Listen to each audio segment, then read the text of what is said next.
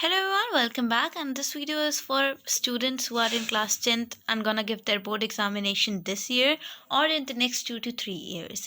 So मैंने पहले से कई सारी ऐसी वीडियोस बना रखी है जिसमें मैंने बताया है कि क्लास 10th के बच्चों को करेंटली इस टाइम क्या करना चाहिए टू मेक श्योर कि उनकी प्रिपरेशन कंप्लीट हो. And then this video also मैं आपको कुछ चीज़ें बताऊंगी. पहली चीज़ तो मैं एक्सपेक्ट करती हूँ that you guys would have started studying, क्योंकि देखो अब तो न्यू ईयर भी चालू हो गया है भाई, अब तो पढ़ लो तुम लोग प्लीज़. एंड देखो सबसे पहली बात यह है, मैं सब्जेक्ट वाइज बताती हूँ. मैथ्स की बात है तो मैथ्स में आप जितना हो सके उतना फॉर्मूला, पहली बात तो फॉर्मूला रटो पहले मत.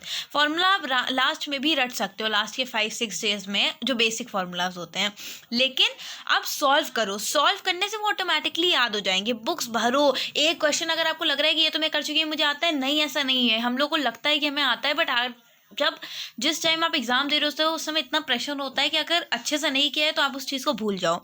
तो बार बार करते रहो उसी चीज़ को, 1 बार 2 बार 3 बार 4 बार, हर क्वेश्चन को 10-10 15-15 बार मिनिमम करो और करते जाओ. अगर टाइम है तो और करो. फिर हिस्ट्री में जितना रट सकते हो रट लो. देखो मैं तुम ही लोग जैसी हूँ, इसीलिए मैं हम लोग वाली ही बात करूँगी कि रट लो. अब समझने का टाइम नहीं है, अब जितना रट सकते हो रट लो. जो एक्स्ट्रा नॉलेज लेनी है या कुछ ऐसा लग रहा है कि कोई बहुत अलग क्वेश्चन, समझना ज़रूर, क्योंकि सिविक्स का तो स्पेशली, सिविक्स में कई सारे ऐसे एमसीक्यूज, कई सारे ऐसे क्वेश्चंस आ जाते हैं जो घुमा देते हैं. तो सिर्फ रटो मत, थोड़ा समझो भी, थोड़ा बहुत दिमाग भी लगाना.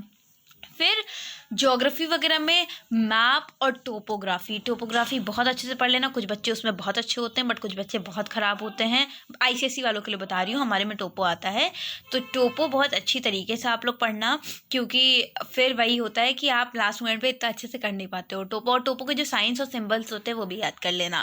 फिर इंग्लिश लैंग्वेज, लिटरेचर तो थोड़ा बहुत आप लोग पढ़ ही रहे होंगे, लैंग्वेज ज़रूर पढ़ना, क्योंकि लैंग्वेज में कई सारी ऐसी चीज़ें आ जाती हैं जो कंफ्यूज कर देती हैं.